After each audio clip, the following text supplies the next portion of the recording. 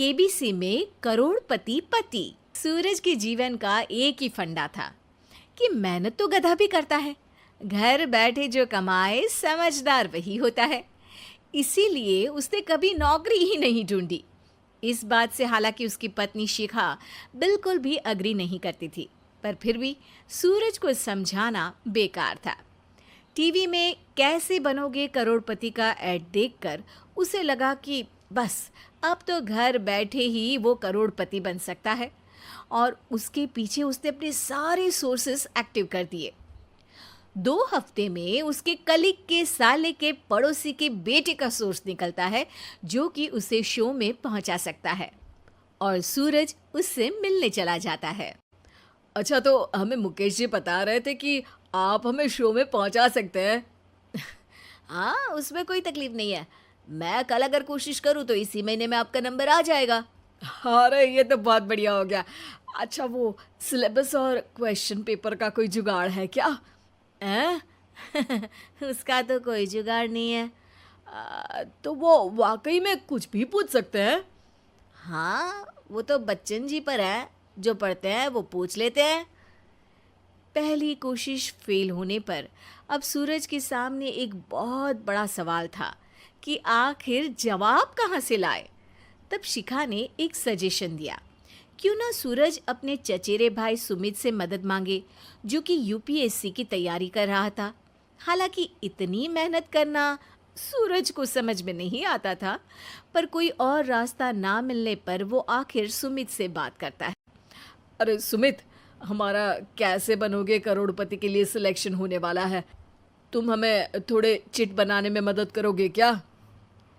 अरे भैया, चिट बनाए तो सालों हो गए, उसमें हमारा एक्सपर्टीज नहीं है, बल्कि आप बोलो तो हम आपकी पढ़ने में ज़रूर मदद कर सकते हैं। हट, कैसी अनाप शराब बातें कर रहा है तू।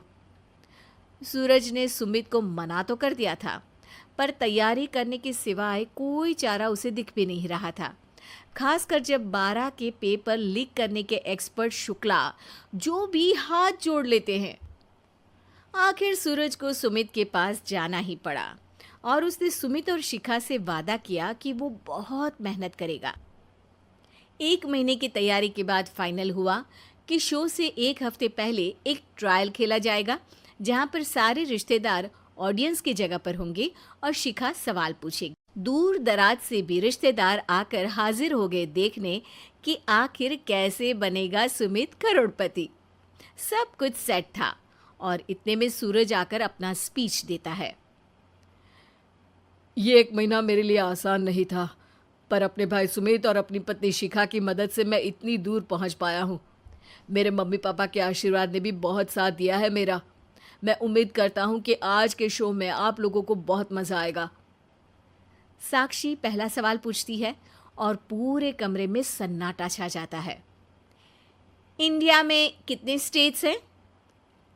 3, सॉलिड, लिक्विड और गैस।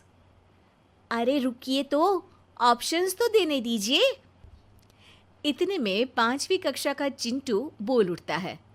अरे क्या मामा, आप तो पहले सवाल पर ही आउट हो गए। अरे बेटा, पहला सवाल तो ट्रायल होता है ना। अरे तुम अब देखना। देखने जैसी बात तो थी ही। सूरज को इतना शांत किसी ने नहीं देखा था। कभी कभी तो लगता था मानो सूरज आंख खोलकर ही सो गया हो। मामा जल्दी करो प्लीज, कल सुबह पनवेल भी तो निकलना है। अरे हट, कंसंट्रेट करने दे मुझे। 3 सवाल में 3 लाइफलाइन खत्म हो चुकी थी, और अब चौथे सवाल पर भी सूरज का मौन नहीं टूटा। पर सूरज अभी भी हार मानने को तैयार नहीं था। उधर हर कोई सूरज को छोड़ सुमित को देख रहे थे। आखिर सुमित ने ही तो पढ़ाया था सूरज को।